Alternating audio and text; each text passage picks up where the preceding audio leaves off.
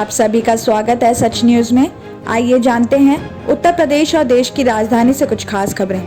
इस वक्त दिल्ली से खबर आ रही कि हाई कोर्ट ने सोमवार यानी आज उत्तर पूर्वी दिल्ली में साल 2020 में हुए दंगों के मामले में सुनवाई करते हुए कई बड़े नेताओं को नोटिस जारी करके उनका पक्ष रखने के लिए कहा है। आपको बता दें कि इन नेताओं में केंद्रीय मंत्री अनुराग ठाकुर, कांग्रेस के अंतरिम अध्यक्ष सोनिया गांधी, कांग्रेस सांसद राहुल गांधी, कांग्रेस महासचिव प्रियंका गांधी, दिल्ली के डिप्टी सीएम मनीष सिसोदिया और दूसरे लोगों को शामिल है। और अदालत ने इन सभी के खिलाफ हुई भड़काऊ भाषण संबंधी एफआईआर में इन्हें पक्ष बनाने और इनके खिलाफ होने वाली कार्रवाई के संबंध में इनका रुख स्पष्ट करने के लिए कहा है। आपको बता दें कि जस्टिस सिद्धार्थ मृदुल और अनूप कुमार मेंदिरत्ता की बेंच से 2020 में हुए दंगे से संबंधित याचिकाओं पर सुनवाई करते हुए याचिका में जिन लोगों के खिलाफ कार्रवाई की मांग की गई थी उन्हें नोटिस भेजा है।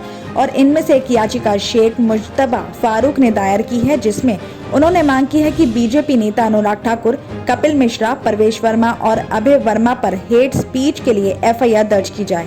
इसी के साथ आपको ये भी बता दें कि लॉयर्स वॉइस की तरफ से दायर एक दूसरी याचिका में कांग्रेस नेता सोनिया गांधी, राहुल गांधी और प्रियंका वाड्रा के साथ दिल्ली के डिप्टी सीएम मनीष सिसोदिया, आप नेता अमानतुल्लाह खान, AIMIM के नेता अकबरुद्दीन उवैसी, वारिस पठान, महमूद प्राचा, हर्ष मंदर, मुफ्ती मोहम्मद इस्माइल, स्वरा भास्कर, उमर खालिद, पीजी कोलसे और दूसरे पर हेट स्पीच के तहत एफआईआर दर्ज करने का अनुरोध किया गया है।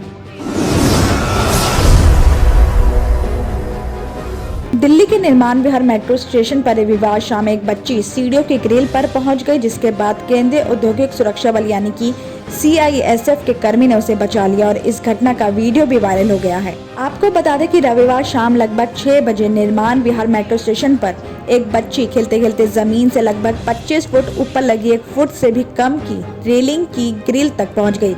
और वहां पहुंचने के बाद जब उसे अपनी गलती का एहसास हुआ तो वो रोने लगी और उसे लौटने की कोशिश की, लेकिन नाकाम रही। उसके रोने की आवाज सुनकर लोगों का ध्यान उस पर गया तो वहां मौजूद लोगों ने CISF कर्मी को खबर दी और इसके बाद CISF कर्मी सावधानी से उस पतली सी रेलिंग पर चलते हुए इस बच्ची के पास पहुंचे।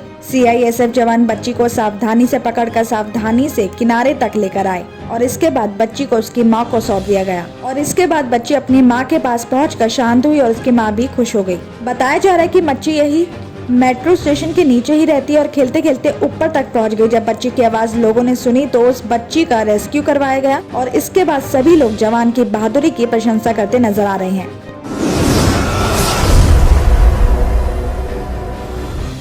दिल्ली एक बार फिर कोविड प्रोटोकॉल की पाबंदियों से कुछ शर्तों के साथ मुक्त हो गई है। आपको बता दें कि सोमवार यानी आज से ना तो नाइट कर्फ्यू लगेगा और ना ही सख्त पाबंदियां रहेंगी। तो वहीं अपनी गाड़ियों में सवार एक परिवार के सदस्यों को मास्क लगाने की भी मजबूरी नहीं होगी। आपको बता दें कि दुकान, शॉपिंग मॉल, रेस्टोरेंट्स के साथ दूसरी गतिविधियां बिना किसी पाबंदी के खुली रहेंगी और बंद हो सकेंगी। तो वहीं पब्लिक प्लेसेस में भी पहले की तरह लोग दूरी तय कर सकेंगे। आपको बता दें कि दिल्ली आपदा प्रबंधन प्राधिकरण यानी DDMA की मीटिंग में शुक्रवार को ही तय किया गया था कि कोविड पॉजिटिविटी रेट 1% से नीचे रहने पर सोमवार से कई पाबंदियां हटा ली जाएंगी। तो वहीं DDMA के मुताबिक मास्क ना पहनने, फिजिकल डिस्टेंस का उल्लंघन जैसे मामलों में जुर्माना 2000 की जगह 500 रुपए देना होगा। साथ ही अपनी कार में यात्रा कर रहे एक ही परिवार के सदस्यों को मास्क पहनना जरूरी नहीं होगा। और इसी तरह से दिल्ली में कोरोना को लेकर लागू दूसरी सख्त पाबंदियां हटा ली गई हैं। साथ ही दिल्ली की लाइफलाइन मेट्रो के लाखों यात्रियों को भी सोमवार यानी आज से यह बड़ी राहत मिल गई है कि यात्रा करने वाले लाखों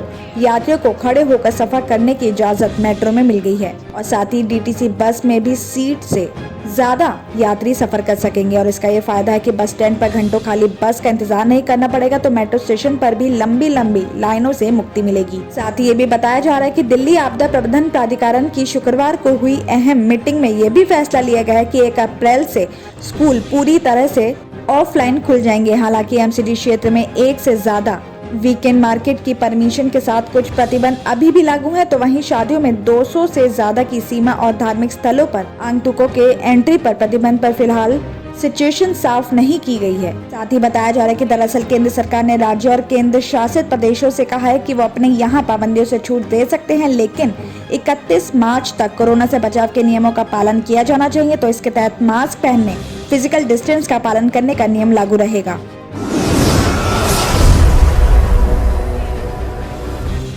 यूक्रेन से सकुशल लौटने पर स्टूडेंट्स के पेरेंट्स ने दिल्ली एयरपोर्ट पर स्वागत किया और इस दौरान बच्चों के पेरेंट्स की आंखें नम दिखाई दी। वहीं अपने बच्चों को देखकर काफी खुश भी दिखाई दी। आपको बता दें कि रविवार को तीसरी फ्लाइट यूक्रेन से दिल्ली आई है। वहीं दूसरी तरफ वो पेरेंट्स परेशान हैं जिनके बच्चे अभी भी वहाँ फंसे हुए हैं। उनकी रातों की नींद उड़ी हुई है और उनके बच्चे सायरन बजने पर खुद को बंकरों में छिपा हुआ पाते हैं। यूक्रेन से दिल्ली पहुंचे तो यूपी भवन में बातचीत करते हुए इमरान अली भावुक हो गए और खुद को संभालते हुए इमरान बोले कि अभी घर वालों से तय नहीं मिला, लेकिन लगता है कि मैं घर आ गया हूं। सरकार ने यूक्रेन से हमें लाने की बड़ी मदद की और एयरपोर्ट से यूपी भवन मेहमान बनाकर लेकर आई है। यहाँ के अधिकारियों ने बड़े प्यार से हालचाल पूछा तो नहाने खाने का बंदोबस्त भी किया तो अब सरकारी कार में बैठाकर घर भेजा है। इमरान ने बताया कि 24 फरवरी को सुबह 4 बजे अचानक उनकी आंख खुली तो उन्हें जोर जोर से आपातकालीन अलार्म बजता हुआ सुनाई पड़ा। जब उन्होंने अपने हॉस्टल में लगातार अलार्म बजने की वजह जानी तो उन्हें बताया गया कि रूस ने यूक्रेन पर हमला कर दिया है।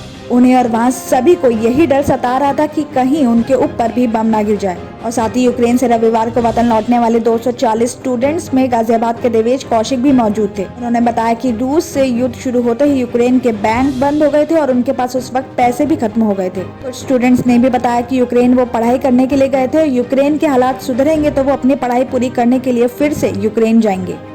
दिल्ली और उत्तर प्रदेश की खबरों में आज इतना ही। बाकी देश भर की और तमाम खबरें जानने के लिए देखते रहिए सच न्यूज।